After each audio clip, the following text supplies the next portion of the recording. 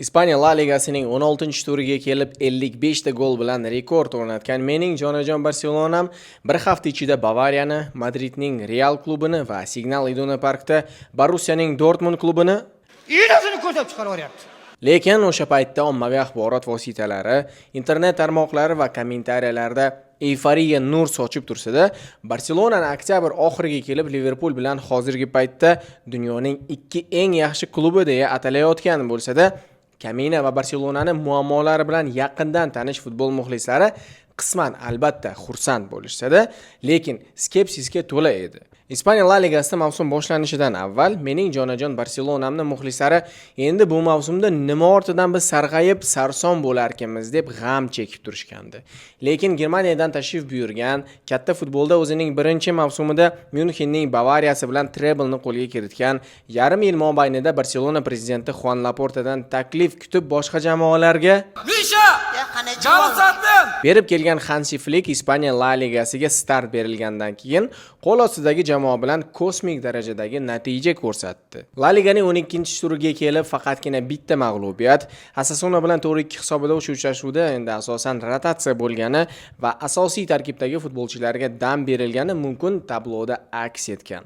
Chempionlar Ligasining birinchi turida Monakoga qo'ldan boy berilgan g'alabani hisobga olmasa, Erik Garsiyaning 10-daqiqada olgan qizil kartochkasi tufayli mumkin mavsum starti ideal darajaga yaqin bo'ldi. Ammo lekin biroq Barselona ideal mavsumdan yiroq.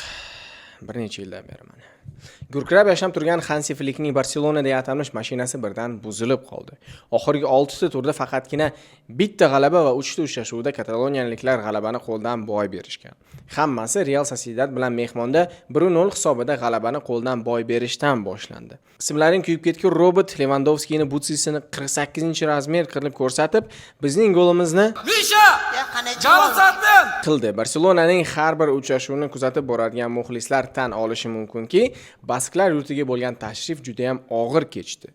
Juda ham iqtidorli va taktikaga ko'ngil qo'ygan murabbiy Emmanuel Alguacil shogirdlari Barselonaning tashrifiga tayyorgarligi kuchli bo'lgani birinchi daqiqalardan ko'rinib turardi. Endi ham mayli Quyosh ham har kuni charaqlab turmasligi mumkin-u, lekin Barselonaning ishlari aynan Real Sociedad bilan bo'lgan mag'lubiyatdan keyin chappa keta boshladi. Jonajon futbol klubim 125 yoshini qarshi olgan kunining ertasigayoq 14-o'rinda turgan Las Palmasdan 2-1 hisobida yeb qo'yish, 84-daqiqagacha g'alaba cho'ntagimizda turganda 2 daqiqa ichida 2 ta gol o'tkazib qo'yib Celta bilan durang, 94-daqiqada gol o'tkazib yuborib Betis bilan 2-2 hisobida yana durang va yana o'lganning ustiga tepgandek o'zimizning stadionimizda Leganesga 1-0 hisobida g'alabani qo'ldan boy berganimiz bu mag'lubiyatlar seriya emas, balki orada Mallorca bilan 5-1 hisobida g'alaba va Chempionlar Ligasida Borussiya ustidan qozonilgan g'alaba bo'lsa-da, Barselonadagi krizis haqida muhokama to'xtamagan edi. Turnir jadvalidagi birinchi o'rinni hech kimga bermasdan, dekabr oxiriga kelib, birinchilikni Madriddan 2 klubning biriga hadya qilib, nima bo'lyapti? Ota. Bormi ora? deb o'ylab o'tirishimizning bir nechta sabablari bor. Hozir endi ularni mana addenni ko'rib chiqamiz. Biz marala choy-poy qo'yingizlar, ketdik. Mavsum boshlanishida Ispaniya va Barselona futbol muxlislari yangi murabbiy jamoaga qanday o'zgarishlar olib kelarkan, Barselona bu mavsum qaysi trofey va kuboklar uchun kurasharkan deb o'zlarining taxminlarini ijtimoiy tarmoqlar kommentariyalarida muhokama qilishardi. Endi mana hozirgi kunga kelib Barselona Chempionlar Ligasi turnir jadvalida 2-o'rinni egallab turgan bo'lsa-da, jamoadan yangi mavsumda na futbol ekspertlari, jurnalist va na jamoa fanatlari seryozni bir yutuqlarga erishishini kutishmagandi. Xoh La Liga bo'lsin, xoh Chempionlar Ligasidagi chempionlik muammolar jamoada qaynab turardi. Murabbiyning keskin o'zgarishi, top klubga xos bo'lmagan zaif yozgi transferlar, esdan chiqarmaylik Barselonada hali ham moliyaviy krizis davom etmoqda. Endi bitta katta transfer Dani Olmoni propiskasini faqatgina Ilkay Ustani Manchester Cityga kuzatib yuborganimiz va asosiy himoyachilar Araujo va Christensenlarning jarohatidan keyingina eplashtirdik. Yosharib borayotgan futbol olamida yoshi ortib borayotgan Lewandowski, jarohatlar va hali o'zlarining eng zo'r konditsiyalariga yetib kela olmagan Fati va Pedrilar, xullas, Barselona muxlisida savollar va ularga topilmagan javoblar ko'p edi. Mavsum boshidagi eyforiyada nafaqat Barselona va Ispaniya futboli muxlislari, balki futbol olamidan uzoqda bo'lmagan muxlislar jamoa yangi mavsumga qanday muammo va kamchiliklar bilan yondashgani haqida bilishardi. Dunyoga mashhur Barselona akademiyasi La Masiyadan birinchi jamoaga jalb qilingan Marc Casado Chotki. Rafinha hozirgi paytda Saloh bilan birgalikda dunyodagi eng zo'r ikki futbolistdan biri, super yulduz va keyingi oltin to'pga asosiy da'vogar Chotki. Hammamiz bilgan tabibdan lecheniya olib 5-6 yilga yoshargan Lewandowski Chotki. Ha, nima bo'lyapti? Ha, ota. Bormi oroq? Barselonaning birinchi raqamli darvozabonini o'rnini bosa olgan Iñaki Peña Chotki. 17 yoshli yigitchalar klubining brilliantlari Laminjon Yamal va Pau Kubarsilar Chotki. Otpuskdan qaytib kelgan polshalik kashanda akamiz Wojciech Szczęsny Chotki. Hayotimizda bo'lgani kabi futbol ham o'nqir-cho'nqir, past va baland yo'llardan iborat. Bir klubning ichida har kuni ham quyosh porlavermaydigandek muammolarga to'la Barselonaning ishlari bir tekis keta olmasdi albatta. Statistika ilmida bir tushuncha bor. O'rtacha holatga regressiya, ya'ni Bitcoinning narxi birdaniga 20 mingdan 50 mingga ko'tarilib ketsa, shov-shuv va treyderlar orasidagi hayajon bosilgach, oradan ko'p vaqt o'tmasdan o'zining o'rtacha narxiga tushib qoladi. Barselonadagi hozirgi krizis aynan shu holatga o'xshaydi. Jamoa ekstremal natijalar ko'rsatgandan keyin regressiya bilan yuzma-yuz kelib qolgan. Jamoada va klub ichida shuncha muammolar borligida hammasi ham silliq ketavermaydi. Sport olamida va ayniqsa futbolda juda ham ko'p narsa omad va tasodifga bog'liqligini endi o'zingiz yaxshi bilasiz. Maydon tekis, to'p yumaloq. Dunyodagi eng nufuzli akademiyalardan biri La Masia bilan Barselona futbol klubi muxlislari faxrlanadilar. Albatta, faxrlanishga asoslar juda ham ko'p. La Masia akademiyasi futbol olamiga talantli futbolchilarni muntazam ravishda yetkazib beradigan akademiya sifatida tanilgan. La Masia akademiyasi Barselonaning oxirgi yillardagi yutug'ini asosiy sababchisi bo'ladi. Misol uchun top klublar million suda qilib yurganida bizda o'zimizning akademiyada yurib yurgan bolachalar hozirgi kundagi Barselonaning ketmon uchayotganiga katta hissa qo'shishyapti. Tan olish kerakki, zamonaviy futboldagi katta proyektlar shov-shuv va ovozali transferlar ustiga qurilgan bir paytda Barselona omadidagi 2-17 yoshli yigitchalarning hissasi bepoyon. Albatta, La Masiyaga shunday talantlar uchun biz like bosamiz. Ana endi bir narsaga e'tibor qarataylik. Barselonaning 2025-26-yilgi mavsum tarkibida 28 ta futbolchi mavjud. Ulardan 15 ta futbolchi o'zimizning akademiya tarbiyalanuvchilari, 50% dan ko'p, bu juda ham yaxshi ko'rsatkich. Akademiyadan asosiy tarkibga joriy qilingan 15 futbolchidan 11 tasi esa 23 yoshdan yoshroq. Albatta, qoyil qolmasdan iloji yo'q, lekin Barselonaning kelajakdagi prezidenti Gerard Pique bir muammoni aytib o'tdi. Barselonaning moliyaviy muammolari bor. Shuning uchun yosh futbolchilar asosiy jamoada juda ham erta to'p surishni boshlashyapti. Biz juda ham ko'p vaqtdan beri muammolar girdobidamiz, lekin bir kun kelib albatta bu changaldan qutulamiz deya ta'kidlab o'tdi. Barselona qo'l ostidagi yoshlarni ekspluatatsiya qilyapti desangiz, endi gapingizga qo'shilaman. Yosh futbolchi ming iqtidorli bo'lmasin, organizm va mushaklar hozirgi kundagi futbolning shiddati va dinamikasiga dosh bera olmaydi. Fati, Pedri va Gavilarning jarohatlari bunga yorqin misol bo'la oladi. Barselonaga ham endi havas emas akalar, lekin futbolchilarning tanqisligi tufayli klub o'z qo'l ostidagi akademiyadan yosh futbolchilarni aktiv tarzda jalb qilib kelyapti. Ammo jarohat olgan yoshlarni ko'rib rahming kelib ketadi. Pikening gaplariga qo'shilmasdan iloji yo'q. Yamal, Gavi va Kubarsilar betakror iqtidor egalari. Lekin bir necha yil avval ushbu futbolchilar mumkin hozirgi paytdagi maydonda qo'lga kiritayotgan qimmatli daqiqalardan yarmi haqida ham orzu qilisha olmagan bo'lsa kerak. Sabab o'sib kelayotgan organizm bunaqa fizik yukka, nagruzkaga tayyor emas. Shuning ortidan Pedri, Gavi va Ansu Fatilar birin-ketin kristal vaza kabi sinib kelishyapti. Bu narsa haqida kam gapiriladi, lekin hozirgi paytda kataloniyalik klub jiddiy krizis ichida. Jamoa va administratsiya 1,5 milliard yevrolik Camp Nou rekonstruksiyasi, Ispaniya La Ligasi joriy qilgan 1-1 qoidasiga endi klub 1 yil ichida qancha daromad ko'rsa, xuddi shu miqdorda pulni sarflay oladi. Qayta olmagani va shuning natijasida tejamkor va cheklangan imkoniyatlar muhitida tarkibni kelasi mavsumga tayyorlay olmagani albatta hozirgi paytda Barselonaning muammolarini maydon va uning tashqarisida namoyon qilyapti. Ushbu muammolarning natijasi o'laroq maydonda iqtidorli, katta futbolga tayyor va jiddiy uchrashuvlarda o'zini yo'qotib qo'ymaydigan Marc Casado kabi futbolchilarni ko'rsak, Afsuski, hali akademiya va uning ortidan junior jamoalarda pishib yetmagan Gerard Martin, Sergio Dominguez va Pau Victorlarni ham ko'ryapmiz. Klub bosh murabbiyi Hansi Flick cheklangan byudjet, akademiya va qo'l ostida qaysi futbolchi bo'lsa hammasini ishga solib ko'ryapti. Albatta, jamoa va boshqarish tizimidagi muammolar jamoa natijalarida aks etgan. Biz bosimni kamaytirib, ortimizda ko'p bo'sh zonalar qoldirdik. deya ta'kidlab o'tdi Barselona bosh murabbiyi Hansi Flick Betis bilan bo'lgan uchrashuvni ayanchli 2-2 hisobi yakunida. Xuddi shunga o'xshash so'zlar Hansi Flick tarafidan 2023-yil ham aytilgan edi. O'shanda Germaniya terma jamoasi Belgiya bilan uchrashuvda 2-3 hisobida g'alabani qo'ldan boy bergan va bu holat simptomatik tarzda yana takrorlanib kelyapti. Flickning futboli qachon ish beradi?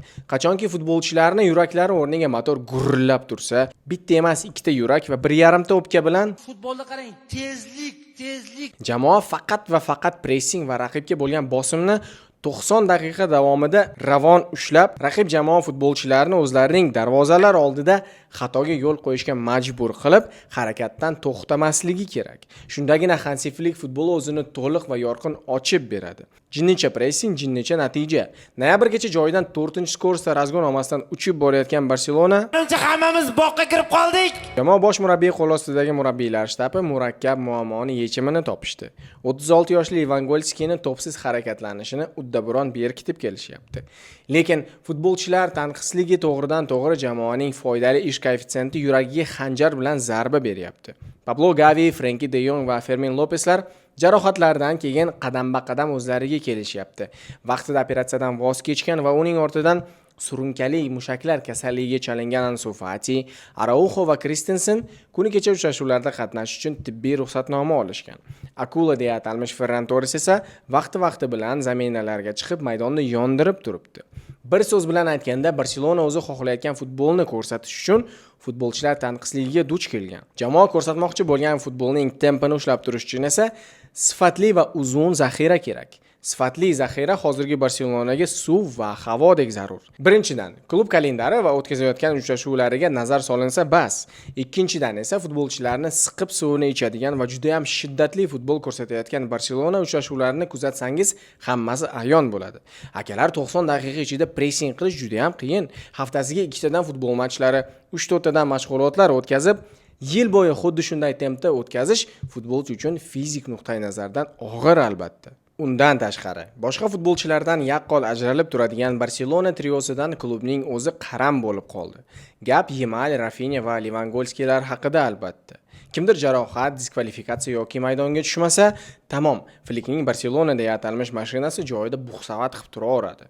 Ispaniya futboli brillianti Laminjon Yamal jarohatini eslaylik, bir yigitchani yo'qligi qancha muammolar olib keldi va gap 17 yoshli iqtidorli futbolchining ko'rsatayotgan o'yinida emas. Yamal yo'qmi? Значит, Rafinhani o'ng tarafga o'tkazamiz. Buning ortidan bir-birini maydonda juda ham yaxshi tushunadigan duet Yamal kunda yo'qqa chiqdi. Chapdan Rafinhani o'ngga o'tkazdikmi? Chap qanot ishdan chiqdi. Baldening hujumga qatnashishlaridan naf chiqmay qoladi. Dani Olmo jarohati bilan raqib jarima maydonchasi oldida Barselona hujumkor kuchdan ayrilsa, Mark Casadosiz markazda agressiya va bosim yo'q. Boshqa iloji ham yo'q. Veteran Inigo Martinez holdan toyib, choyxonaga borib ko'k choyni ichaman desa, o'rniga yosh, iqtidorli, lekin hali asosiy tarkibda tajribasiz Gerard Martin va Sergio Dominguezlar maydonga tushyapti. Analitik, jurnalist va kommentariyalardagi bilag'onlar Barselona bosh murabbiyi Hansi Flickni o'z rejasidan voz kechmaydigan va nima bo'lsa ham o'z chizig'ini bukadigan deb ayb qo'yishyapti. Qisman bu gaplarga men ham qo'shilaman. Sababi Celta va Monaco bilan bo'lgan uchrashuvlarda Barselona maykasida maydonda 10 ta futbolchi qolgan bo'lsa ham, jamoa bosh murabbiyi o'z rejasidan voz kechmasdan himoya chizig'ini baland ushlab, asosiy urg'uni to'pga egalik qilish va shiddatli hujumlarga bergan. Bu ishlarning mantiqiy yakuni qo'ldan boy berilgan ochko va g'alaba, lekin bu sal bunday o'roqqa o'tib, bunday 138-avtobusni qo'yib qo'yib, raqibga to'pni berib qo'yib, himoyadan futbol ko'rsatsa bo'lmaymi degan savolga Barselona bosh murabbiyi bitta gap bilan yo'q deb javob bergan. Yana bir narsa, o'z darvozasi oldida chordana qurib o'tirib, nafaqat o'tirib, balki yotib olgan futbolchilar himoyasini ochish, darvozaga yo'l topish, ilojini qilib gol urishda Barselona futbolchilarida katta muammo bor. Raqib jamoa o'z darvozasi oldiga avtobusni ko'ndalang qo'yib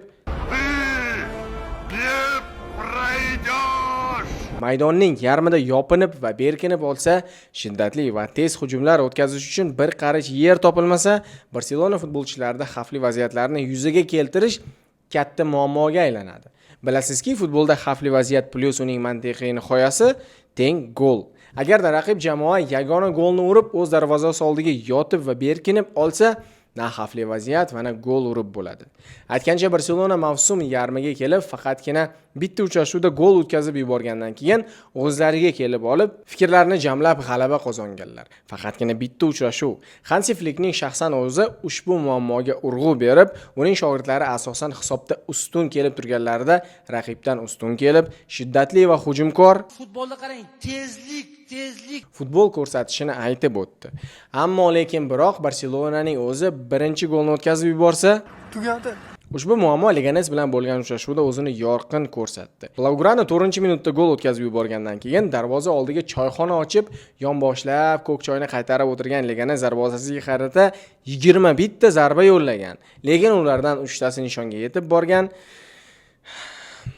Faqatgina 3 tasi. Biz darvozamiz oldida o'zimizni qulay his qildik. Raqibimizning to'p surish usubidan kelib chiqadigan xavfdan ancha yiroqda bo'ldik deb aytib o'tdi Leganes kapitani va yagona gol sohibi Sergio González. Achinarli bo'lsa ham Barselonaning raqiblari klubga qarshi to'p surishga moslashib olgandek go'yo. Darvoza oldida avtobus bilan hujumchilarga kun bermay, собственный, firmenniy uslub bo'lgan ofsayd tuzoqlarini ishga solmoqchi bo'lgan himoyachilarni ba'zida dog'da qoldirib ketishyapti. Ushbu faktor va bugungi videoda alohida to'xtalib o'tilgan muammolar faqatgina bitta narsani, qo'lida Yamal va Rafinhadek ko'ziri bo'lgan Barselona hozirgacha zaif jamoa ekanligini anglatadi, afsuski. Qiziqarlisi shuki, agar himoya chizig'ini baland ushlab, pressing raqib darvozasi yonidan boshlansa, Liverpool va Barselona kabi jamoa bir narsaga tayyor turishi kerak. Bitta pas bilan bir emas, naq 7 ta futbolchini maydonning bu tarafida qolib ketishi mumkin. Sababi xabaringiz bor, futbolda taktika asosan himoya, yarim himoya va hujum liniyalari ustiga quriladi. Va shundan kelib chiqadiki, Barselona hujumchilari pressingni raqib jarima maydonchasi yaqinida boshlashsa, to'pni qo'lga kiritsa, albatta yarim himoyachilar yordam va hujumni qo'llab-quvvatlagani kelishadi. Endi bu tushunarli holat. Lekin endi mabodo ko'rsatmasin, Barselona to'pni qo'ldan boy bersa, raqib jamoa bitta uzun pas bilan ikkita guruhni himoyachilardan uzib qo'yishi mumkin. Barselona qo'llab kelayotgan ofsayd tuzoqlari ish bermay qolsa, urdu xudo. Raqibning kontur hujumlari qaqshatqich qurolga aylanadi. Aytgancha, Hansi Flick qo'l ostidagi Barselona qanday futbol ko'rsatmoqchiligini marhum Hojiboy Tojiboyev 2 oz so'z bilan tushuntirib ketgan. Bir-biriga ship oshirib olib bosh bilan burradi gol qaytib ketar. Ship toshiradi, men o'zim bo'lay demaydi aytdi. Bir-biriga oshiradi, olib kelib tepadi. Gol bo'lmadimi, mingga qo'yib yana yurib ketadi. Saudiya Arabistonida o'tkazilib kelinayotgan Ispaniya Superkubogi yarim final uchrashuvlaridan avvalgi press konferensiyada Barselona bosh murabbiyi Hansi Flick jamoaga hozirgi paytda jismoniy emas, balki psixologik o'ziga yarasha перезагрузка kerak deb ta'kidlab o'tdi. Albatta, klub bosh murabbiyi qo'l ostidagi jamoaga nima kerakligini siz va bizdan ko'ra yaxshiroq biladi. Lekin Barselonaning muammolari chigal va chuqurroq. Fundamental ahamiyatga ega bo'lgan muammolarni vaqtida shu paytga qadar ustalik bilan yopib kelayotgan har taraflama krizisdagi jamoa bilan shu qadar natijalar ko'rsatgan mutaxassisga biz albatta jирный like bosamiz. Barselonaning uzoq yillik muxlisi sifatida shuni aytib o'tmoqchiman. Hozirgi paytdagi jamoaning muammolari bu 2011-yili boshlangan krizis va uning natijasida hozirgi kungacha yechimi topilmagan muammolar, sud va surishtiruv ishlari, millionlab sovurilgan pullar, korrupsiya va afsuski tanish bilish va yurakni siquvchi o'sha mashmashalar. Sezib turganingizdek, albatta Barselonaning afsuski cho'kishi va Xavi bilan birga klubning hozirgi prezidenti Juan Laporta klubni reanimatsiyadan olib chiqqanlari haqida video filmlarga ssenariy va materiallarim albatta tayyor. Sizlardan xuddi shu like, bizdan esa videolarni jinnisi. Biz umarali bor bo'lingizlar deb videoni tugatar edim. Video endi ozgina hayajonli va yuqori tonlarda bo'ldi. Endi har qalay 2006-yilgi Chempionlar Ligasi finalidan so'ng futbol va ayniqsa Barselona qalbimning bir burchagidan joy olgan. Bir kam 20 yil bo'pti akalar. Aytib o'tganimdek, Flickning jamoasi va umuman Barselona hozirgi muammolar girdobida qolgani lokal, ya'ni mahalliy emas, balki klubni 15 yildan beri qiynab kelayotgan global muammolardir. Barselonaning 2019-yildan boshlab ko'zga yaqqol tashlanib kelayotgan krizisi mana endi hozir 2025-yilga kelib asta-sekin klubga bo'layotgan negativ ta'sirini yo'qotayotganday. Biz hozir aysbergning faqatgina cho'qqisini, plik xulosadagi Barselonani faqatgina shu mavsumning noyabr oyidagi muammolarini ko'rib chiqdik. Bu krizisning boshlanishi va uni bartaraf etishga astoydil qo'l shimargan klub prezidenti Juan Laportaning qadamlari haqida ham albatta gaplashib o'tamiz. Video sizga yoqqan bo'lsa, albatta like va kommentariyalar kutib qolaman. Mana shunday formatdagi videolar sizga qiziq bo'lsa, yana qaysi futbol klublari haqida videolar qilishimni xohlagan bo'lardingiz? Fikrlarni albatta kommentariyalarda yozib qoldiring. Mana endi bemalol Buzumarali bor bo'lingizlar.